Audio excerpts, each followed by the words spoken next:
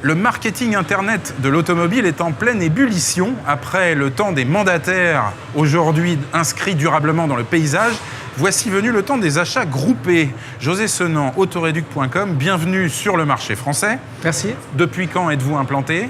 Depuis avril de cette année seulement. Voilà. En clair, le futur client, vous faites d'abord une proposition de remise sur un véhicule donné. Oui. Hein ? Le futur client doit d'abord acheter un coupon. Absolument. Pour un montant qui peut varier, mais j'ai vu par exemple 199 €.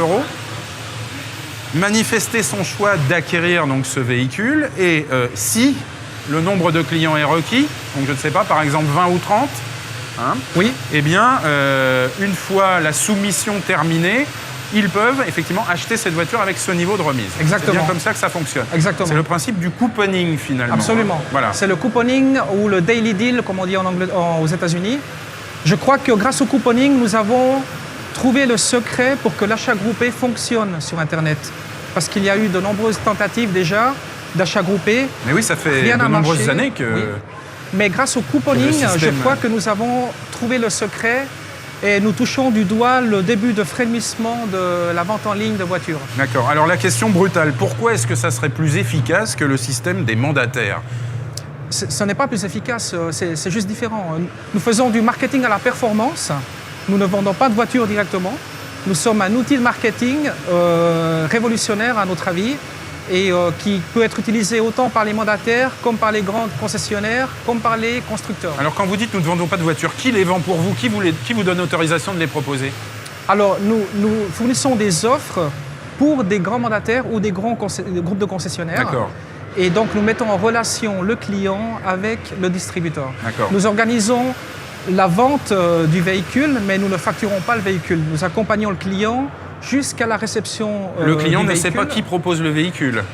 Oh, il le sait lorsqu'il achète le Il le sait lorsqu'il achète, mais pas en amont. Aujourd'hui, vous êtes une jeune pousse, hein, vous n'êtes pas Oui, nous venons de une commencer. Nous sommes multinationale. extrêmement satisfaits, fiers de l'intérêt des médias, contents de nos métriques, contents de l'intérêt des clients. Alors quand vous dites de nos métriques, c'est un terme technique pour dire vous avez beaucoup de visiteurs uniques ?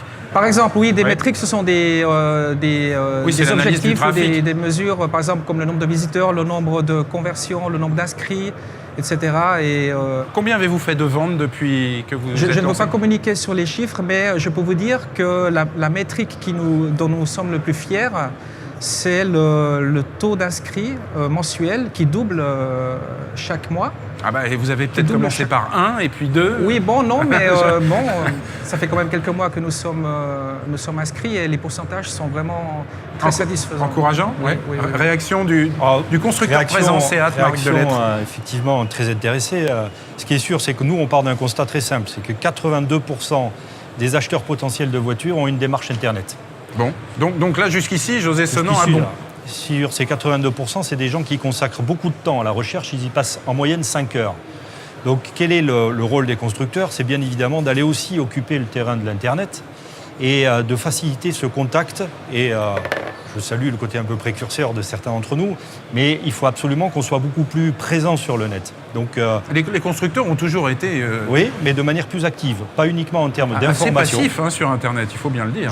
Oui, et il est temps que ça change. Et nous, ce qu'on a décidé de faire, c'est une stratégie de rupture où on va favoriser l'échange, initier l'échange entre l'internaute, les clients Seat, déjà Seat, pour avoir un échange entre eux, les conseillers produits de la marque, pour pouvoir les orienter vers le meilleur produit aux meilleures conditions, mais également d'aller encore plus loin et de les mettre directement en contact par Internet avec les vendeurs du réseau. Donc je crois qu'effectivement, on ne peut pas passer à côté de l'opportunité Internet. Plutôt que de la contrôler, il faut la favoriser. Et à partir de là, je crois que c'est un outil d'expansion extraordinaire.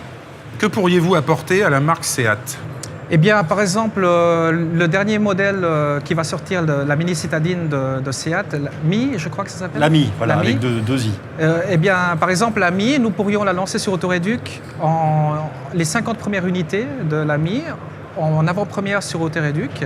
Et tous les autres clients qui n'ont pas pu accéder à l'offre seraient redirigés vers les concessionnaires Seat avec une remise moins importante.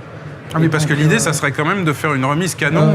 Il y a deux possibilités. Soit on fait une grosse remise, soit si c'est un modèle qui vient de sortir, la remise n'est pas forcément nécessaire. Il suffit de lancer les premières unités pour créer le buzz. Et le constructeur Seat se bénéficierait d'un buzz. Ça paraît très presque, intéressant. ça vous fait sourire.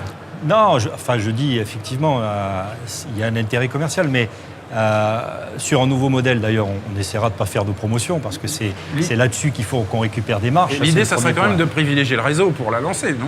C'est pas ça? De toute façon, ce sera le réseau qui sera privilégié, mais le réseau sera l'exclusivité de la distribution de l'Amic et de tous les modèles Seat. Ensuite, si un concessionnaire veut fournir un mandataire ou quelqu'un d'autre, ça c'est libre à lui de le faire. Mais le réseau aura de toute façon l'exclusivité de la distribution. Libre à lui de le faire, mais enfin, vous ne le verrez pas d'un très bon œil. Hein. Je connais Ça, un petit peu les constructeurs. Ça, c'est un autre sujet, mais je veux dire, on n'a jamais empêché un concessionnaire de livrer à n'importe quel type de client. Ouais. Et ensuite, Donc, en tout cas, vous répondez, ça ne passera pas par vous. non, je dis que sur une période de lancement, on veut maîtriser le lancement, on veut maîtriser les volumes, on veut maîtriser les conditions, et donc on essaie d'avoir un contrôle. Avez-vous je dirais, un historique, puisque vous citez un exemple très concret, un nouveau véhicule proposé chez vous? Oui, paraît un petit j'ai mentionné cette possibilité parce que ça a été une tactique qui a eu beaucoup de succès aux États-Unis avec le lancement de la Jetta par Volkswagen à travers un site d'achat groupé qui s'appelle Gilt. Et donc, ils ont lancé la toute nouvelle Jetta avant de communiquer sur n'importe quel autre support. Et ça a été un buzz énorme. Donc, notre objectif, modestement, c'est d'acquérir une base de clients assez importante pour que les constructeurs puissent considérer cette possibilité.